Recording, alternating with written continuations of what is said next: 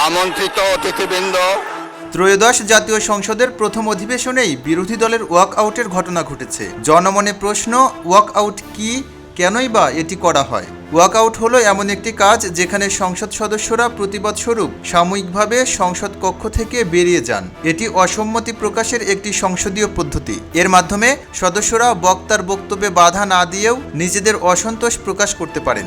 বাংলাদেশের সংসদীয় ইতিহাসে ওয়াক আউট এবং সংসদ বর্জন একটি দীর্ঘস্থায়ী সংস্কৃতি। প্রথমবারের মতো সংসদ বর্জনের সূচনা হয় এরশাদ সরকারের আমলে, যখন আওয়ামী লীগ প্রথম ও দ্বিতীয় অধিবেশন বর্জন করেছিল। অষ্টম সংসদে বিরোধী দল মোট ৩৭৩ কার্যদিবসের মধ্যে ২২৩ কার্যদিবস সংসদ বর্জন করেছিল।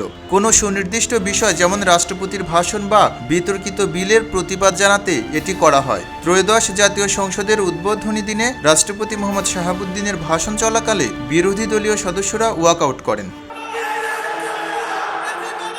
প্রিন্ট এবং ইলেকট্রনিক মিডিয়ার সম্মানিত সাংবাদিকবৃন্দ,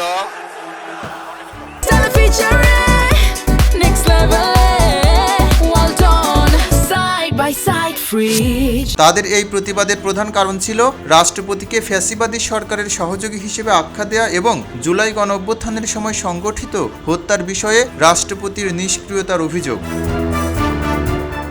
জুলাই বিপ্লবের চেতনার সাথে বিশ্বাসঘাতকতা না করার স্লোগান সম্বলিত প্ল্যাকার্ড ও লাল কার্ড প্রদর্শন করেন বিরোধী দলীয় সংসদ সদস্যরা। এম রহমান, খবরের কাগজ, ঢাকা। খবরের কাগজ, নিখাত, নির্ভীক, নিরপেক্ষ।